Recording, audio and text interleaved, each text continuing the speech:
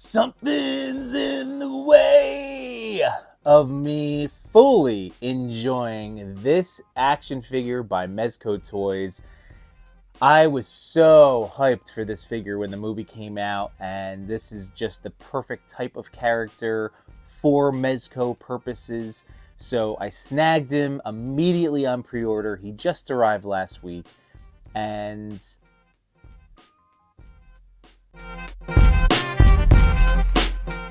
I'm just held back a little bit from fully gushing over how much I enjoy this figure.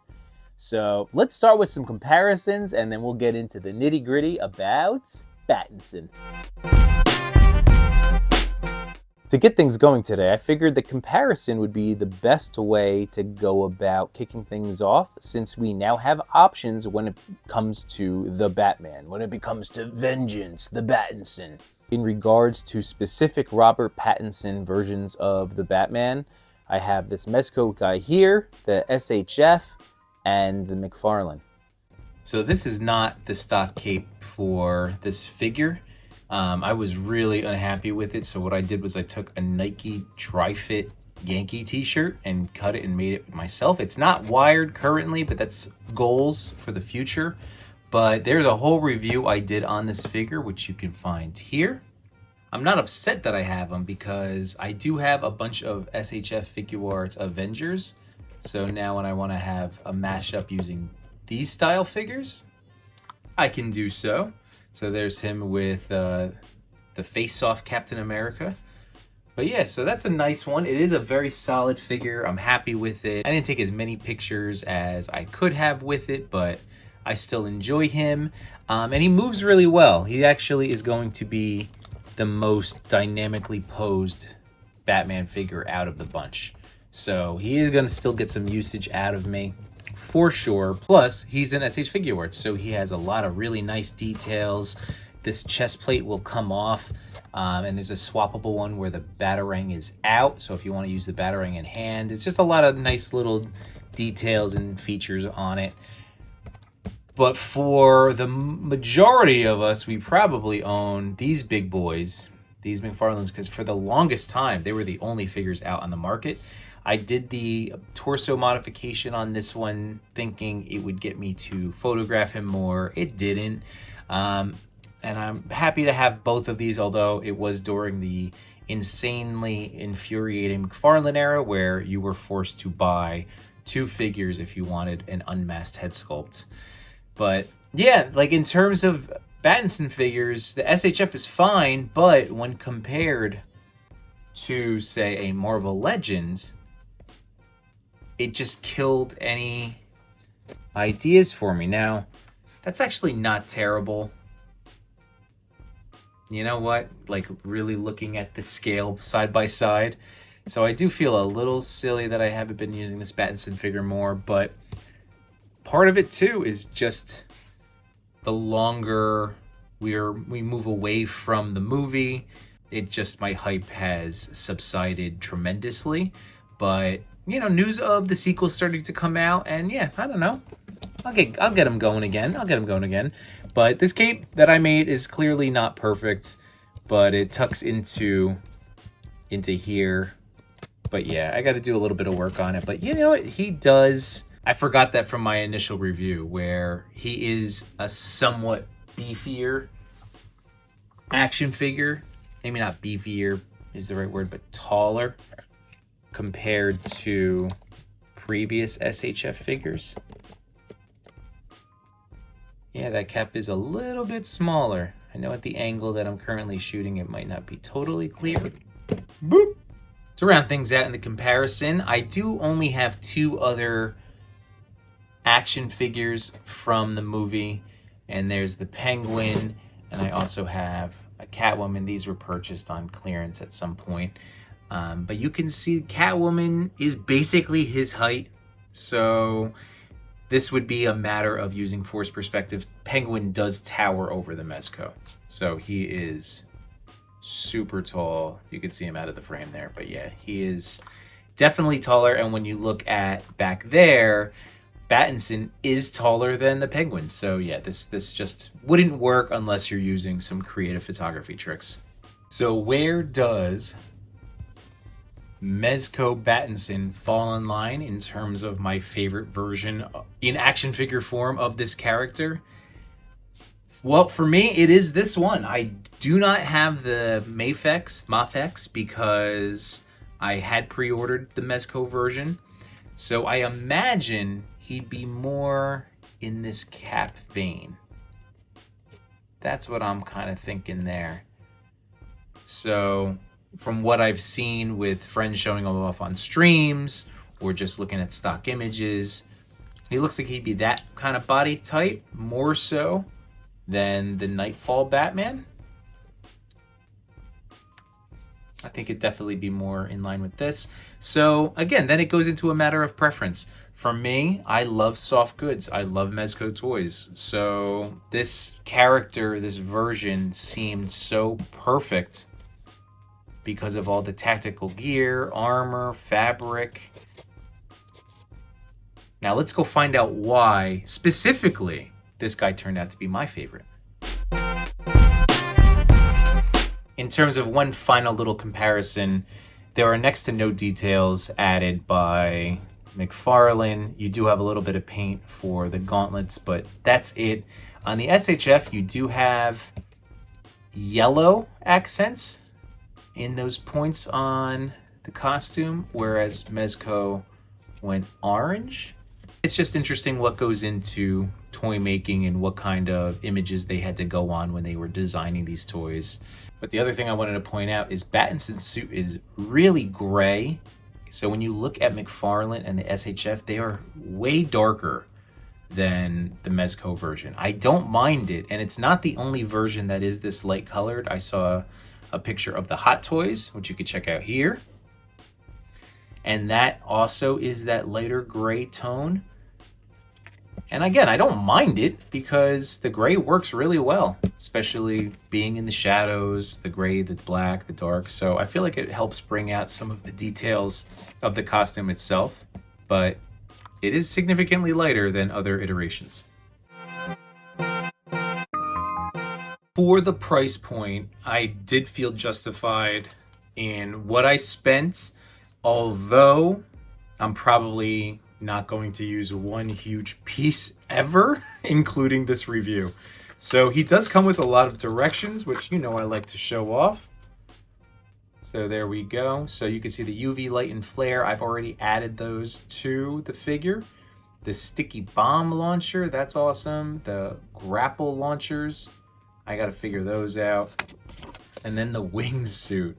So I don't know if you can tell, that's the piece that it's so fascinating that we now have a wingsuit in action figure form, but it wasn't really my favorite part of the movie, so I can't really see myself photographing using the flight suit. I might. I'm just now being realistic with how my time is being spent in my toy space, but he does come with a lot of awesome hands. Mezco, again, doesn't shy away from providing us with a plethora of options, including, and this is really great, a zap hand. So I definitely have already been thinking of like close-up shots where it is just going to be straight up close-up with a bad guy getting zapped. I love that. Mezco has two hands that have the Batarang already inside, which I really like. That's always a feature of, say, Diamond Select and Marvel Select that I enjoy from that toy line. So I'm really into that, even though they did give us over here some standalone Batarangs, and they are different shapes, as you can see there. So these two in the middle here, those are definitely from the chest emblem, but it's not removable like the SHF gave us that option. So, you know, he does have the two hands that are holding the Batarang, which is awesome. And there's the adrenaline pens and the sticky bombs, and there's the Batarang. So really cool stuff. I've been leaving my Mezco accessories in trays and then putting them in a takeout container. So that's how I'm going to just kind of roll with this right now. Same thing with the grapple gun. I am very confused by the Battinson version of it, so I'm gonna have to mess around with those. But once again, it's neat. It's something to look forward to in future play sessions. He also comes with some handcuffs there, which is awesome. And then we have the best part, the head sculpts. So there's a nice, just stoic, firm, grumpy face. This one is just very upset. Alfred told him he's not allowed to have ice cream after dinner tonight. Grumble, grumble, grumble. But no, that's really awesome. I love that. And I think these are all spot on too. I know that there's some criticism out there that these head sculpts are on the larger side, but I don't see it. I think that he looks, in my eyes, to be very proportional.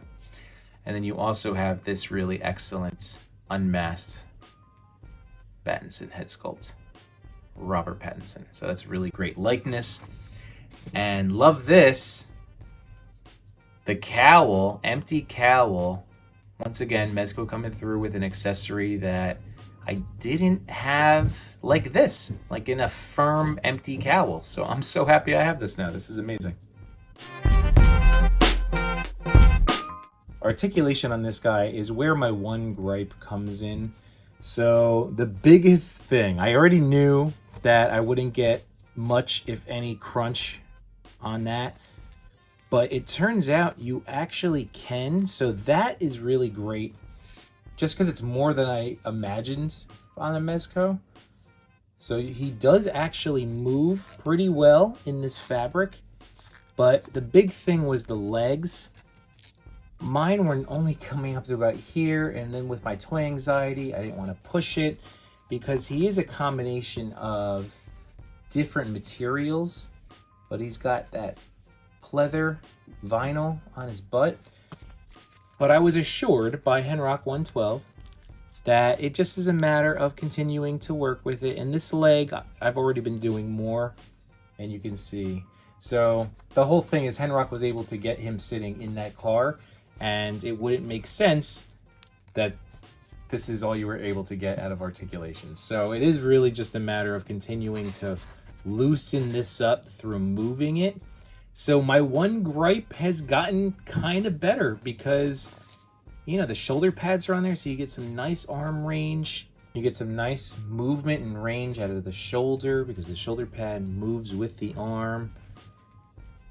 You can access all of the joints, even on the leg there, the double jointed knee, even with that knee padded fabric.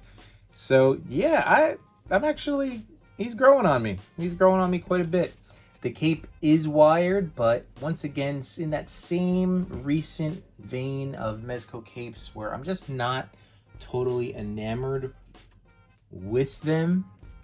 The last Batman that I'm really super fired up about, and I just need to shoot more and more, but I love the way that this guy both poses. Like, look at the articulation range on this Batman.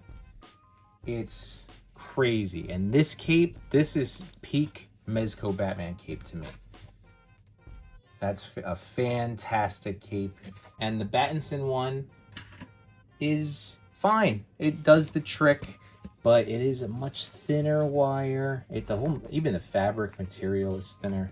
So you're just not able to do as much. As you can see with me just doing simple stuff, I was able to get way more posing out of the Golden Age Batman cape than this one.